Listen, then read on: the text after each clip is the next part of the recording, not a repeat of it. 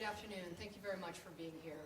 Before we get started, the mayor would like to say a few words, so I'm going to turn it over to the mayor, and then I'll come back with our announcements.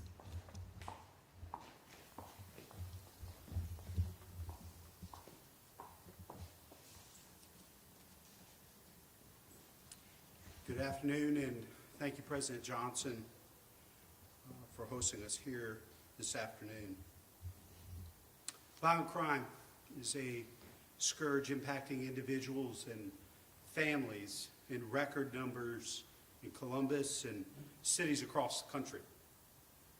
Although these headlines have become all too familiar, they remain just as tragic, just as devastating, just as infuriating, just as unacceptable as when we first started seeing these incidents trend upward. Last night in our city, two boys who were only 12 and 16 years old were shot and injured, in addition to the incident near Ohio State's campus. These tragedies are more than statistics. They're more than headlines. These crimes are irreparable, impacting lives and needlessly ending others. This must stop. Put the guns down. End the violence now. The city is increasing patrols, devoting staff, expertise, and resources, analyzing the latest trends and intelligence, and working around the clock to better protect this community. This issue is far from over, but our efforts in this area are producing some results. With total incidents in the University District down 51% since we launched our safety plan in partnership with the university several weeks ago. Chief Ryan and I will continue to work closely with our partners at Ohio State to make even more progress here on campus, just as we're doing in all of our neighborhoods. Our strategy is holistic. It is flexible and nimble. We're leveraging all the tools and resources at our disposal to bring down violent crime in Columbus, in this neighborhood and neighborhoods throughout our city. To anyone who has information about any of these incidents, please call Columbus Police. We need the community to step up. We know this is a very small number of folks committing violent crimes throughout this city, and we need the public's help in getting them off the streets and bringing them to justice. We need everyone in our community to step up, to speak out, and to work with law enforcement to hold those who commit these crimes accountable, bring them to justice, and make our neighborhoods, all of our neighborhoods, safer. Thank you, President Johnson. Thank you, Mayor. Appreciate it. So pleased to have Mayor Ginther with me today, as Commander Dennis Jeffrey of the Columbus Division of Police. The city is such an essential partner in this effort. Chief Kimberly Spears McNatt of the Ohio State University Police Department, and Dr. Monica Mole, our Ohio State Director of Public Safety, and Mr. Jay Casey, who's head of facilities and senior vice president for the university. We are all committed to working hand in hand until this problem is solved in our community and in our city. Since the tragic shooting death of Ohio State student Chase Miola last year, the university has invested more than $1 million in safety measures. It is not enough, and we must do more. Today, I have directed the university to invest an additional $2 million of funding per year over the next decade to enhance safety and security on and around our campus for a total of at least $20 million. The additional funding that I'm announcing today begins immediately and will be dedicated to the following enhancements. Immediately expanding by an order of magnitude our off-campus security, including using additional private security, as well as continuing to support the Community Crime Patrol. This increased security will include additional campus service officers who will immediately expand their patrols in the University District. The university is also adding additional mobile lighting and at least 10 mobile camera systems to saturate the area where our students live. We are immediately extending our Lyft Ride program to include getting students to and from the Short North area. OSU Police Department continues to recruit and train new officers. 4 new officers were recently sworn in as we work towards our safety task force goal of increasing our joint patrol off campus. We will continue to recruit and hire additional officers.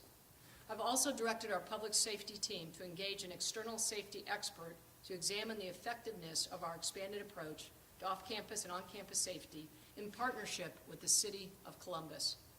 This is personal to me. There's nothing I take more seriously than student safety. Our student safety is number one, and it always will be. I met with our students who have been impacted by these crimes. I know our students will never forget these experiences, and I will not rest until this is solved. I would also like to say with the mayor that we understand this is a community issue that's larger than just security. Public safety needs a holistic approach, as the mayor said, and so we are involving, as an educational institution, our College of Social Work, our John Glenn College of Public Policy, our College of Arts and Sciences, and that's why yesterday the mayor, the Superintendent Dixon, and President David Harrison of Columbus State announced STEAM Rising, which is a program to give our youth multiple opportunities in the science, technology, engineering, arts, and medicine. We believe that this is our holistic approach is what we need in order to address this problem and give our communities the opportunities to live rewarding and productive lives. I'd be glad to take questions. Thank you very much. President Johnson, parents have been critical and wondered why these kind of steps have not been taken sooner. There were billboards, electronic billboards that went up from some parents' groups. How much would you say the pressure from those groups affected today's announcement? We've been working on this since I became president. The first thing I did was to ensure that we could open the campus and be safe with regard to the COVID pandemic. After the tragic death of Chase Miola, we set up a task force and we had 15 recommendations. We've nearly completed all 15, and I invested $1 million that was not in the budget because of my commitment to safety. So this has been something that's been, number one priority since day one. President Johnson, where's this money, additional funding coming from? It'll come from our budget. We'll have to be efficient with other resources because, again, this is our number one priority. President, I'm wondering if this is something that's been in the works, that maybe you were going to announce down the road, if last night's incident kind of sparked it to get things into gear, especially as we head into a weekend with a game. We've been working on this, as I said, for the last year. We've had these recommendations and priorities. Now, we know that gun violence has spiked in the U.S. across the country since the pandemic. It's up almost 50% over what it was prior to the pandemic. And we've been increasing our lighting. About 3-4 weeks ago, we put in 10 additional lighting systems. We had 5 additional camera systems deployed. We increased the capacity to move 11 more community crime patrol officers, as well as we hired on Best Security Guard to help us with our private security. So this is an added increase, reflecting the increase in the crime. But did last night's event spark today's announcement? Last night's events were terrible. I mean, they're just tragic. I don't want that to happen again. So we're announcing it today. Can you tell us why more private security is going to be hired? Is there not enough manpower between CPD and OSU police? And how many private security police? Yeah. So as I said, we're going to increase our private security on our it's called campus service officers by an order of magnitude. So that means on the order of a factor of 10. And again, as I mentioned, the amount of gun violence has increased dramatically over the last year, and it's continuing to increase. As the Premier said, we need people to put the guns down. And because of that increase, we need to respond, and we need to respond swiftly, and we need to respond immediately, which we have been doing, and we need to make this stop. President, can I ask Commander a question? Absolutely. I shouldn't speak for him. In that same vein of Tom's question, I'm wondering, with CPD staffing shortages, where are these officers going to come from? If you don't mind stepping up to the podium so we can hear you. Where are these officers going to come from, and what response has CPD had in the last month or two to add additional resources to the off-campus and campus area?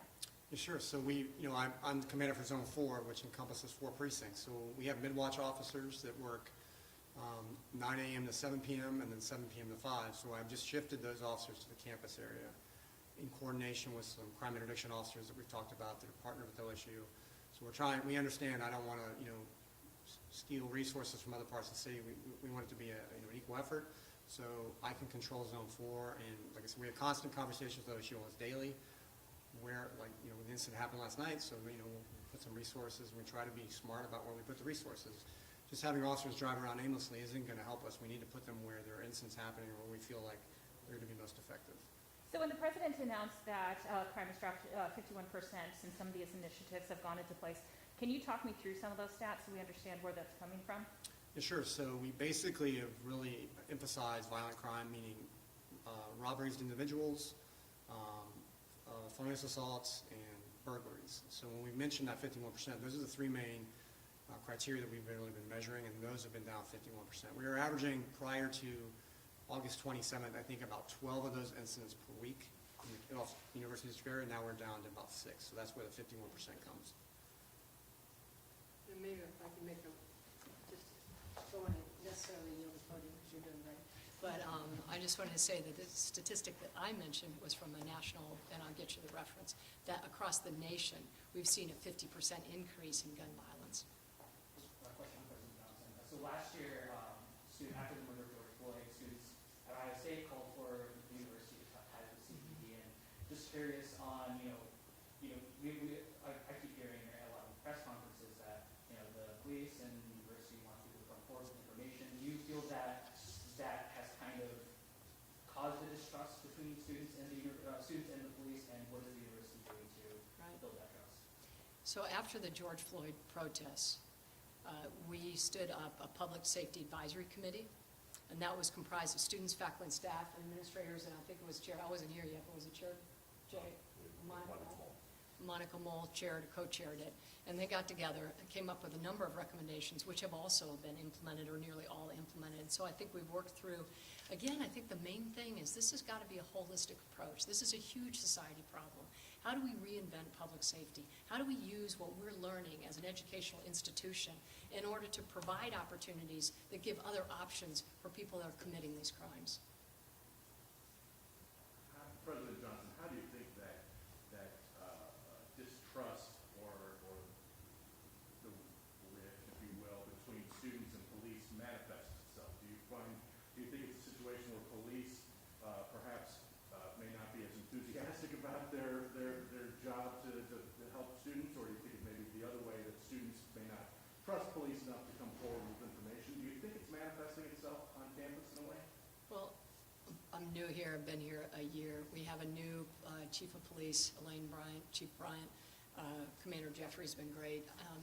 The police chief, I've met with her. She's met with our students. We are building that trust, and we're building a great working relationship, and we plan to enhance that together. So if parents have questions about safety for this weekend, what do you have to say to those parents and students? We are placing the investments and deploying the resources necessary to keep students safe, and one of those recommendations is also education. And so we're going to be getting out some modules about safety and being alert. We're also putting in place, we've been briefed, we have meetings almost every day with Jay Casey and Monica Mole, looking at where are people being deployed and how can they keep our students safe. Time for one more. Anybody have a question? All right. Yes, one more. Anywhere particularly that you want to target more lighting, and why has that not been done previously? Well, we have actually put in a lot of lighting already, 10 major lighting stations, of which our students have told us they super appreciate it and that it's helping. There's always a way to do more, and so we're looking at a grid, we're looking at places where they aren't as well lit, and we will make further adjustments. So, yeah, thank you. Thank you all for being here. Clarification for that. Yeah. With this additional funding is going towards temporary lighting right now, but we're considering. No, not temporary, no, yeah, I wanted to and this would be great to clear this up. I know we talked about temporary meaning that they're mobile. So if they need to be moved, they can be moved, but they're not temporary. these will be there. They will be constant fixtures, so I just want to make sure that we clear that up. No, thank you. All right, thank you, everybody. Thank you so much. Sorry? Yes, oh, absolutely, yes, good question, yeah, absolutely. In fact, well, you know, my background is in optics and imaging, and so my group's going to actually look at some of the camera systems, and you'll see maybe there's some ways to enhance their ability to be helpful. So anyway, thank you very much, appreciate you being here, really appreciate it.